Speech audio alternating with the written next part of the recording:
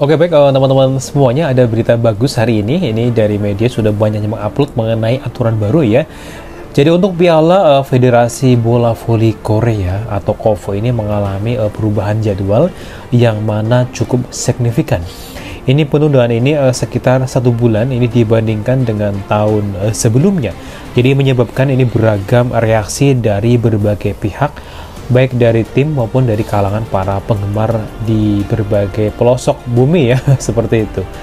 Oke, jadi kapan dan di mana Piala KOFO dan aturannya seperti apa? Ini banyak dianggap sebagai persiapan menuju liga reguler ya, atau Liga Korea besok. Biasanya diadakan pada bulan Juli dan juga Agustus ya tahun lalu, tapi tahun ini jadwalnya berubah seperti sudah diupload di media sebelumnya. Itu untuk putri sekitar 29 September sampai dengan 6 Oktober. Ini beritanya sudah resmi ya sahabat semuanya. Untuk lokasinya ada di daerah Tongyong, Gyeongsangnam, itu di petak Korea itu di bawah gitu ya, di daerah bawah. Jadi ada beberapa faktor ya dengan aturan terkait tentang pemain asing juga ini dibahas. Ini beritanya bagus banget. Penundaan itu dilakukan karena untuk mengantisipasi kondisi fisik daripada para pemain yang mana ini cepat memburuk jika mereka itu langsung masuk ke liga reguler, jadi setelah Piala KOFO itu sendiri. Nah, dari Federasi Bola Voli Korea atau KOFO ini juga berharap ya adanya efek bomb up, atau bisa dibilang ini karena Piala KOFO kali ini digelar ini berdekatan dengan liga reguler, jadi cukup mepet di bulan Oktober. Nah, selain itu, ini penundaan ini memungkinkan pemain asing untuk berpartisipasi dengan kekuatan penuh. Dari berbagai tim juga menginginkan hal serupa ya, seperti itu.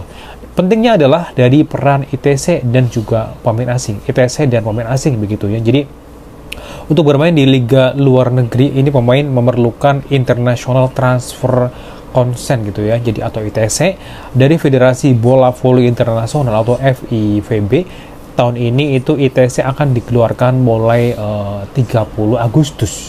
Nah, memungkinkan para pemain asing ini berpartisipasi dalam KOFO Cup pada bulan September. Ini berita bagus banget. Jadi nanti respak tim kita itu bisa full ya, sekuat. Ini ada Mbak Megawati maupun dari Mbak Bugrik. Pro kontra dari klub ini juga banyak ternyata.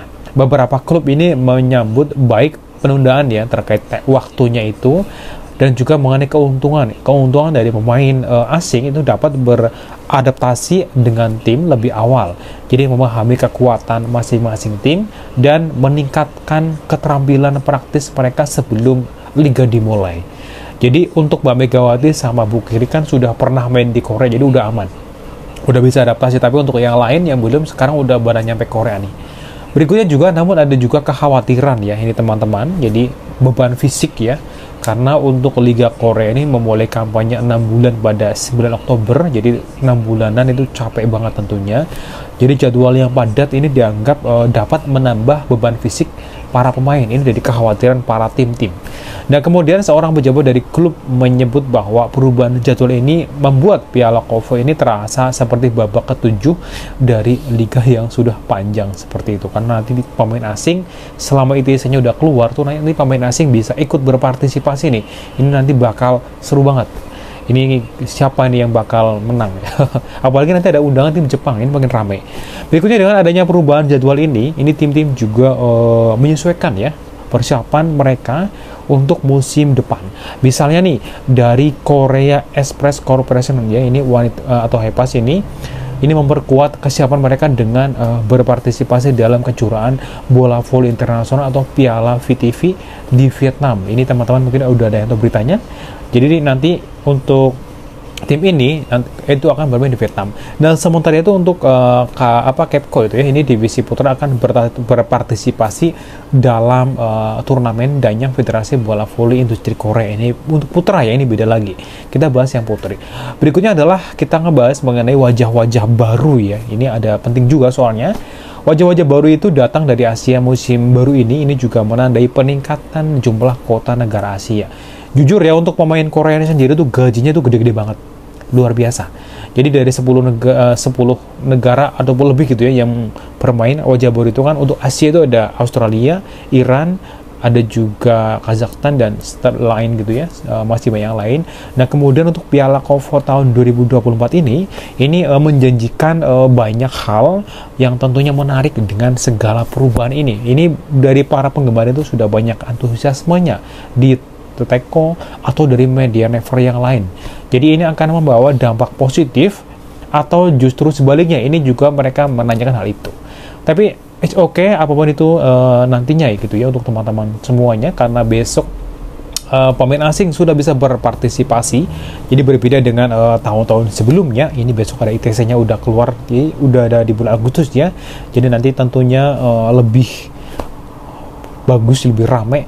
Cuman ada banyak kekhawatiran sih, kalau misalnya pemain asingnya main, nanti bagaimana dengan para pemain Koreanya? Apakah bisa berkembang? Tentunya bisa dong. Justru dengan adanya pemain asing ini kan, ada juga dari netizen Korea mengatakan persaingannya semakin oke. Tapi memang dari segi value gaji itu Korea itu memang apa ya, bisa dibilang luar biasa lah ya untuk para pemain dalam negerinya sendiri. Makanya jarang banget ada pemain Korea itu bermain di liga luar, jarang sekali, karena gaji di sini tuh udah gede banget gitu loh. Itu adalah sedikit informasi mengenai aturan terbaru ya dari Kovo untuk Kovo Cup besok. Jadi tentunya nanti Mbak Megawati dan pemain asing yang lain bisa lebih maksimal gitu ya tentunya. Jadi kita bisa menyaksikan tim-tim kesayangan kita di penampilan Mbak Megawati besok gitu ya.